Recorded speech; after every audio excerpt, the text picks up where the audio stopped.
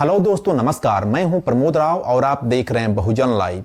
दोस्तों, 6 दिसंबर 1956 को हम बहुजनों के मुक्तिदाता, हम बहुजनों के रहबर, हम बहुजनों के मसीहा परम पूज्य बाबा साहब अम्बेडकर का दिल्ली में परिनिर्वाण हुआ था।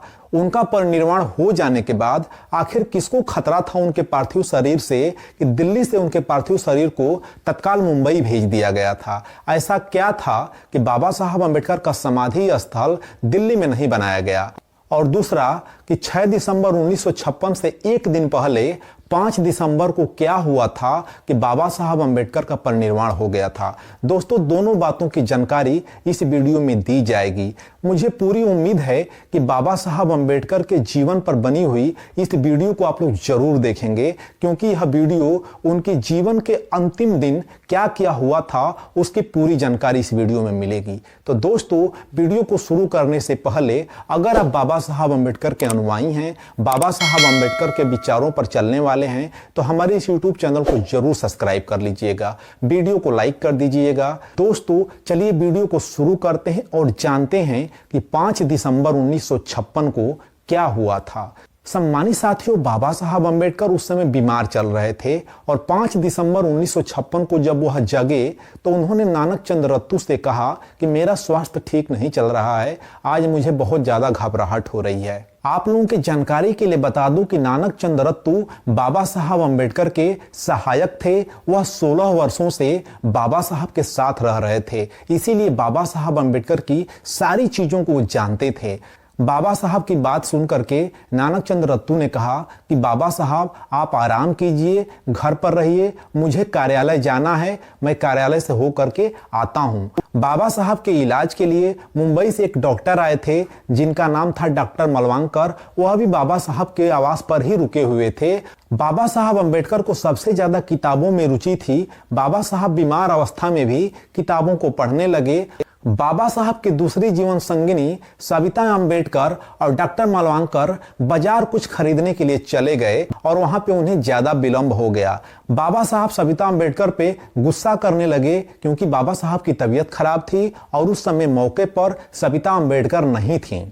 धीरे धीरे शाम का समय हो गया और उधर नानक चंद रत्तू ऑफिस से वापस बाबा साहब के आवास पर आ चुके थे, लेकिन सविता अम्बेडकर अभी भी बाजार से वापस नहीं आई थी। जब सविता अम्बेडकर बाजार से वापस आई तब बाबा साहब ने उन्हें गुस्से में फटकार लगाई। बाबा साहब का गुस्सा देख करके सविता अम्बेडकर ने उनको शांत रहने के लिए कहा कि बाबा साहब आप शांत हो जाइए, आपका स्वास्थ्य ठीक नहीं है। उसी दिन एक कार्यक्रम और निर्धारित था, क्योंकि जैन समाज का एक प्रतिनिधि मंडल बाबा साहब अम्बेडकर से धार्मिक मुद्दे पर बात करने वाला था। उसका टाइम 8 बजे रखा गया था। बाबा साहब अम्बेडकर अस्वस्थ अवस्था में थे, इसलिए उन्होंने नानक चंद रत्तू से कहा, मैं इस मीटिंग में शामिल नहीं होना चाहता हूं, मैं इन लोगों से बात नहीं करना चाहता हूं, लेकिन क्या करूं, यह लोग आ चुके हैं क्योंकि कार्यक्रम पहले से निर्धारित था। मेरा स्वास्थ्य मेरा साथ नहीं दे रहा है। और बाबा साहब ने नानक चंद रत्तू के कंधे पर हाथ रख करके वह बाथरूम गए। बाथरूम से 8:20 पर जब वह वापस आए तो उस मीटिंग में, यानी कि जो प्रतिनिधि मंडल उनसे मिलने के लिए आया था, उनके पास जाकर के वह बैठ गए और बातें करने लगे। बाबा साहब अम्बेडकर का स्वास्थ्य उनका साथ नहीं दे पा रहा था, इसलिए वह ज्यादा बोल नहीं पा रहे थे, वह बहुत ज्यादा परेशान थे। जैन प्रतिनिधि मंडल ने बौद्ध धर्म से जुड़ी हुई बाबा साहब अम्बेडकर को एक किताब दिया और ये भी कहा कि आपको कार्यक्रम में आना है, यानी कि आमंत्रण पत्र भी दिया। बाबा साहब ने उनके आमंत्रण को स्वीकार करते हुए कहा कि अगर मेरा स्वास्थ्य ठीक रहेगा तो मैं आप लोगों के कार्यक्रम में जरूर आऊंगा, और उसके बाद उन लोगों को उन्होंने विदा कर दिया। थोड़ी देर बाद बाबा साहब का रसोइया सुदामा बाबा साहब के पास आया और बाबा साहब से पूछा कि बाबा साहब आप आज क्या खाएंगे? तो बाबा साहब ने कहा कि मेरा आज कुछ खाने को मन नहीं कर रहा है, बस मैं थोड़ा सा चावल खाऊंगा। बाबा साहब को खाना बनाने के लिए वह रसोइया चला गया। खाना तैयार हो जाने के बाद नानक चंद रत्तू ने बाबा साहब को खाना ले जाकर के उनके डाइनिंग टेबल पर खिलाया। बाबा साहब खाना खाने के बाद जब वह अपने बेडरूम में लेटने के लिए गए तो उन्होंने नानक चंद रत्तू से कहा, नानक चंद मुझे बुद्धा एवं धम्मा किताब ला करके दे दो, मुझे उसकी भूमिका पर कुछ काम करना है। जब नानक चंद रत्तू बाबा साहब के बगल में किताब रख करके बाबा साहब का पैर दबाने लगे तब बाबा साहब ने कहा कि नानक चंद, मेरे सर में थोड़ा सा तेल डाल दो क्योंकि मेरे सर में भी दर्द हो रहा है। नानक चंद रत्तू ने बाबा साहब के सर में तेल डाल करके बाबा साहब के सर का मालिश किए और उसके बाद बाबा साहब अंबेडकर की रोज की आदत होती थी कि वह किताबों को पढ़ते थे और पढ़ते पढ़ते किताबों के ऊपर ही सर रख करके, हाथ रख करके या खुद अपने ऊपर किताबों को रख करके सो जाते थे। उस दिन भी बाबा साहब किताब को पढ़ते हुए किताब के ऊपर सर रख करके ही सो गए।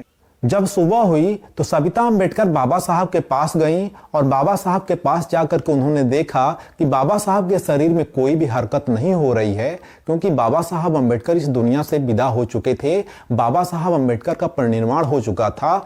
सविता अंबेडकर की आवाज को सुन करके नानक चंद रत्तू दौड़ करके बाबा साहब के पास आए और बाबा साहब के हाथ पैर की मालिश करने लगे, बाबा साहब के सीने को दबाने लगे। शायद कुछ हरकत हो उनके शरीर में, लेकिन कोई भी हरकत नहीं हो रही थी। तब सविता अंबेडकर ने कहा कि तत्काल दौड़ करके जाओ और मेरी गाड़ी लाओ, बाबा साहब को हॉस्पिटल लेकर के चलना है।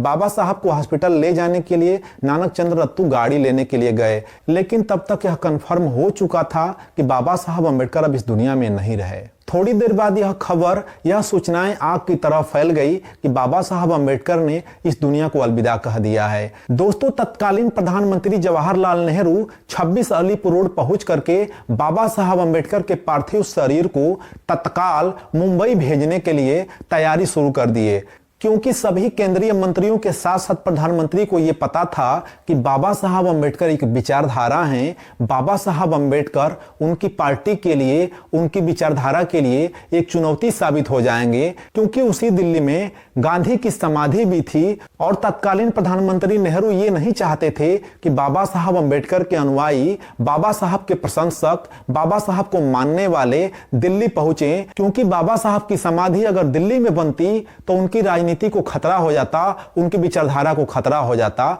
इसीलिए तत्काल बाबा साहब अंबेडकर के पार्थिव शरीर को मुंबई के चैत्य भूमि पहुंचाया गया, जहां पर आज भी लाखों लोग पहुंच करके बाबा साहब को नमन बंदन अभिनंदन करते हैं, उनको श्रद्धा सुमन अर्पित करने का काम करते हैं। वरना आप ही लोग सोचिए कि अगर आज दिल्ली में बाबा साहब अंबेडकर का पार्थिव शरीर होता तो जितना लोग मुंबई पहुंचते हैं, अगर उतना लोग दिल्ली पहुंच जाएं तो दिल्ली की राजनीति हर साल परिवर्तित हो जाती, हर साल बदल जाती, क्योंकि जुल्म के खिलाफ अकेले खड़े हो जाने का नाम है अंबेडकर।